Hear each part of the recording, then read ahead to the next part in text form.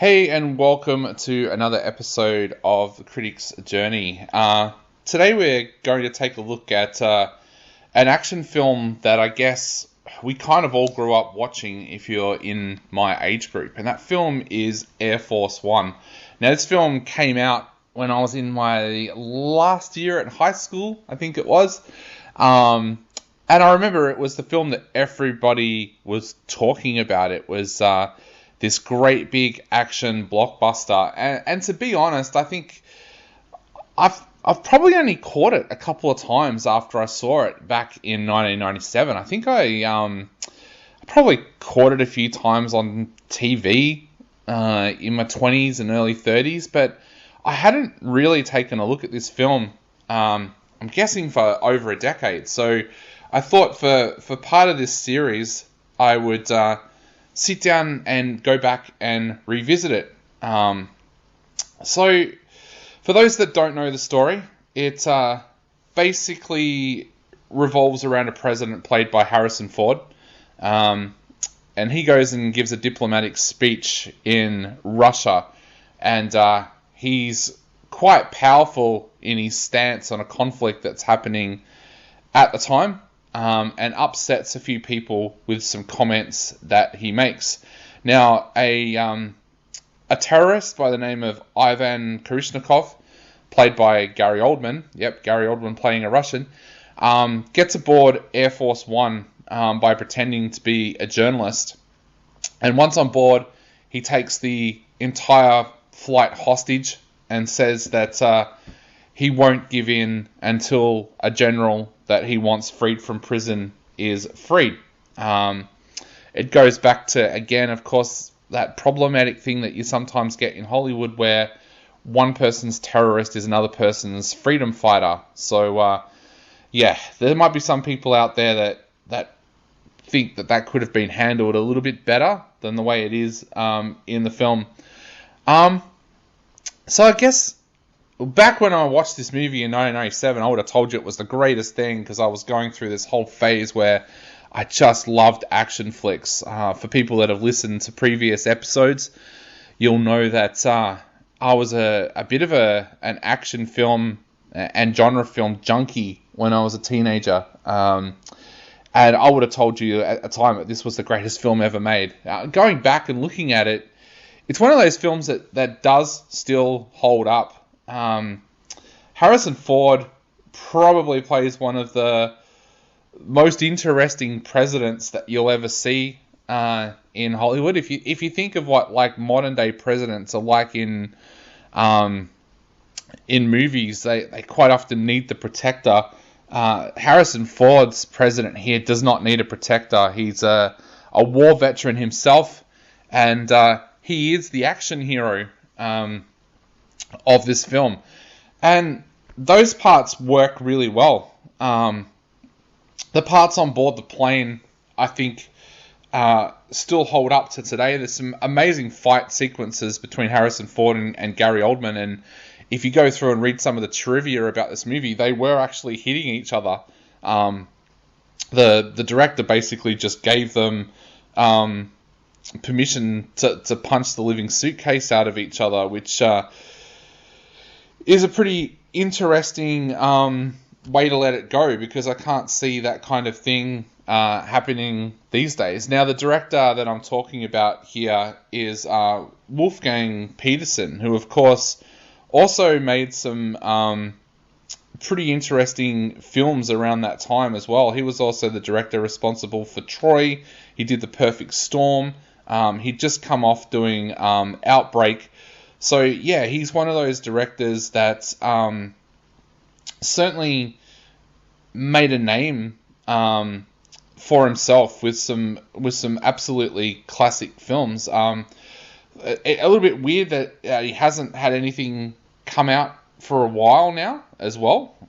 So, kind of, he's fallen away a little bit. I just looked it up before, and his last film was Four Against the Bank back in 2016, and he had a 10-year gap there between Poseidon and Four Against the Bank, so he's kind of fallen off the radar a little bit there.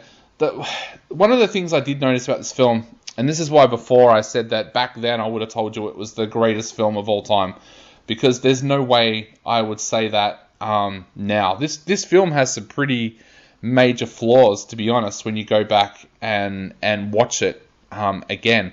And the biggest flaw I find with this film is some of the logic of some of the action sequences that happen in this film, and of course the really, really dodgy CGI that is at the end of this film. I won't ruin it for people that haven't seen it, but there's a moment at the end of this movie where the CGI looks like something out of an early 1980s video game, and that's probably being kind. Now, I spoke to my Popcorn Conspiracy co-host, Kyle, about it. We were talking about it, and he said that he remembers watching in some kind of doco, and Kyle's probably the expert on this because he watches so many making-ofs and stuff, that they actually had to rush that sequence because it wasn't completed, and the film was about to come out.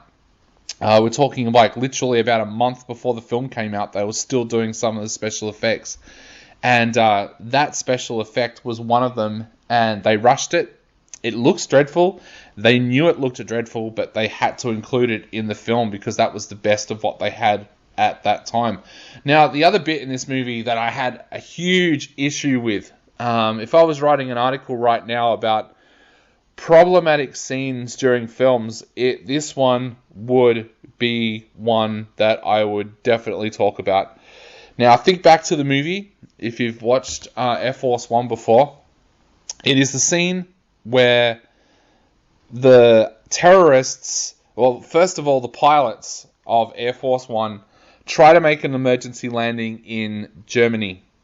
Now, they touch down, and as they touch down, the terrorists take control of the flight, and Gary Oldman orders the pilot to go back up into the air. Now, in order to do that, he has to kind of maneuver a Boeing 767 across the ground. Now, if anyone's ever seen airline disaster movies, they know that if a plane normally leaves a runway, it's gone.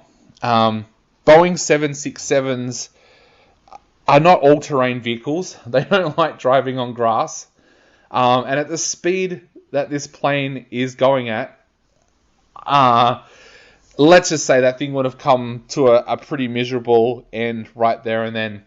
But you get this scene that back then I would have been sitting on the edge of my seat going, wow, how did they do that? It's careering around other planes on the tarmac. It's going around cars. It's swiping things as it goes past it.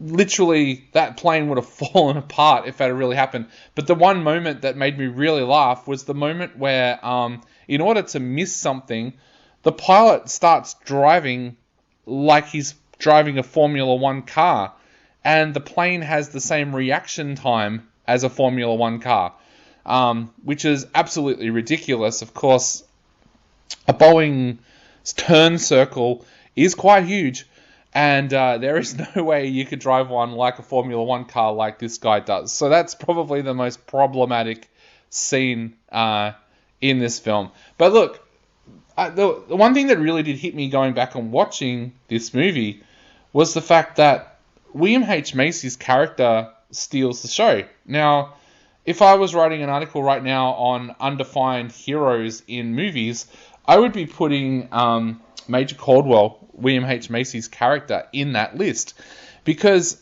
I didn't probably really realize it when I was a kid, but he is just as much a hero in this film as what Harrison Ford is. So, yeah, kudos to William H. Macy, because he was the actor that really stood out for me going back and watching this. To be honest, all of the actors hold up in this film. Harrison Ford, he does an amazing job in this movie. So, of course, he was making lots of these kind of movies at the time. Things like Patriot Games and things like that, off the back of his Star Wars success. But this film wasn't actually written for him. Originally, it was written for Kevin Costner. So he kind of fell into Air Force One, but does an absolutely amazing job. Gary Oldman also does an amazing job in this film too, playing a Russian terrorist. And we are actually going to have a thing on our Subculture podcast soon where we take a look at actors who played Russian terrorists in 80s and 90s movies that weren't Russian. And there'll be a few pop up there. Gary Oldman is definitely going to turn up on that list. But look, go back and revisit Air Force One. There are some completely ridiculous moments in this film that you've probably forgotten about if you haven't watched it for a long time. I certainly had. But it still holds up as a pretty decent action film. So, if you haven't seen Air Force One, go back and watch it.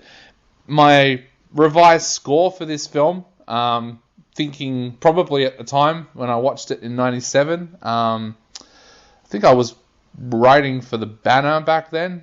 I probably gave it 5 stars because I was a 16, 17-year-old film critic who hadn't been to film school at that time and was easily wowed by big special effects. Going back and revising my score, I'd probably give it a 3 out of 5. Definitely not a waste of time if you want to go back and revisit Air Force One.